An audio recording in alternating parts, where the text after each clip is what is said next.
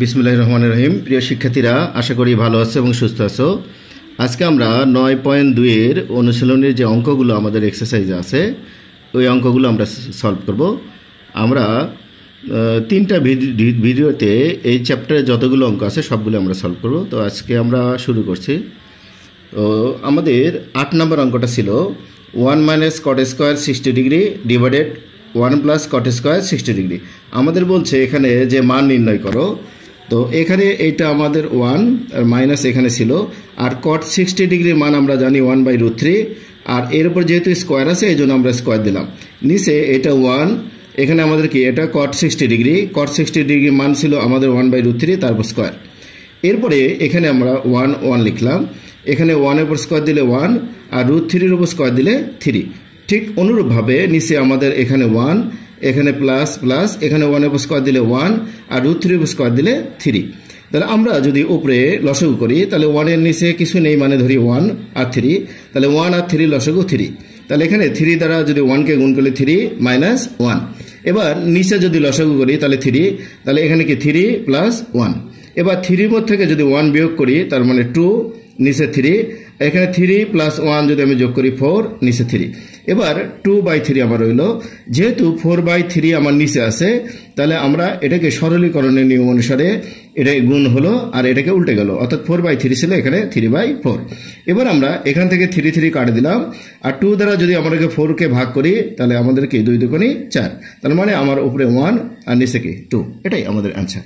এবার আসি আমরা 9 নম্বরে আছে আমার tan 45 degree, sin square 60 degree, tan 30 degree, tan 60 degree. এবার আমরা tan 45 ডিগ্রি মান জানি 1, sin 60 ডিগ্রি মান জানি √3/2, তারপর স্কোয়ার আছে স্কোয়ার দিলাম। tan 30 ডিগ্রির মান আছে 1/√3 আর tan 60 ডিগ্রির মান √3।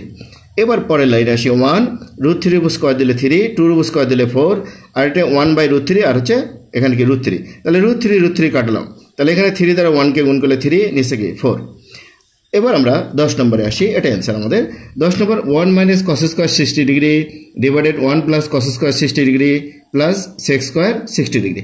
এবার এইখানে 1 কস 60 ডিগ্রির মান আমরা জানি হাফ, তারপর স্কোয়ার আছে স্কোয়ার দিলাম, নিচে 1 প্লাস এখানেও কস 60 ডিগ্রি মান হাফ, স্কোয়ার আছে স্কোয়ার দিলাম। এখানে সেক 60 ডিগ্রি মান আমরা জানি 2, এই জন্য 2 তারপর স্কোয়ার দিলাম। তাহলে এখানে 1-এর উপর স্কোয়ার দিলে 1, 2-এর উপর স্কোয়ার দিলে 4, এখানে 1-এর উপর স্কোয়ার দিলে 1, 2-এর উপর স্কোয়ার দিলে 4। এবার আমি লসাগু করলাম, 1 আর 4-এর লসাগু 4, তাহলে এখানে 4 দ্বারা গুণ করলে 4 মাইনাস 1, নিচে লসাগু 4, তাহলে 4 দ্বারা 1কে গুণ করলে 4 প্লাস 1।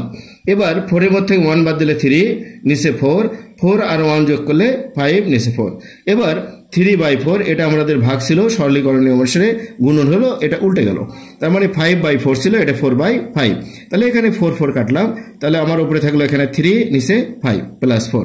এবার 5 আর 1-এর লসাগু যদি করি তাহলে 5, তাহলে এখানে থাকলো 3 আর এখানে 4 5 20, তাহলে 20 আর 3 যোগ করলে 23, নিচে 5। এবার আসি আমরা 11 নম্বর। তাহলে 11 নম্বরে আছে cos 45 degree, cot square 60 degree, cos square 30 degree. তাহলে cos 45 ডিগ্রি মান আমরা জানি 1/√3 ইন্টু cot 60 ডিগ্রি মান জানি 1/√3, তারপর স্কোয়ার। এরপরে কোসেক এখানে 30 ডিগ্রি মান 2, যেহেতু তারপর স্কোয়ার আছে স্কোয়ার দিলাম। তাহলে এটা 1/√2, 1-এর উপর স্কোয়ার দিলে 1, √3 উপর স্কোয়ার দিলে 3 আর 2-এর উপর স্কোয়ার দিলে 4।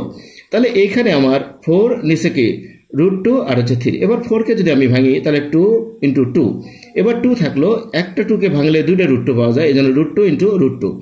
এবার এই √2 যদি আমি কেটে দিই তাহলে উপরে থাকলো 2√2, নিচে 3। এটাই আমাদের অ্যান্সার।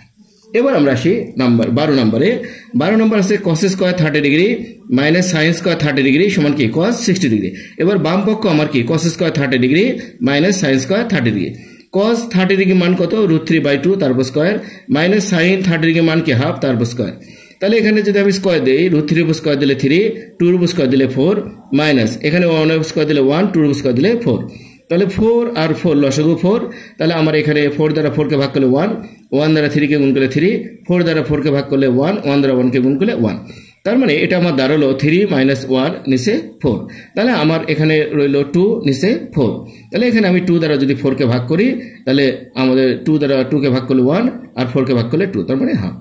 এবার ডান পাশে আমাদের ছিল cos 60 ডিগ্রি, তাহলে এটা আমার কি cos 60 ডিগ্রি, cos 60 ডিগ্রি বার হাফ। তাহলে আমরা দেখলাম যে বাম পক্ষ হাফ আর কি ডান পক্ষ হাফ।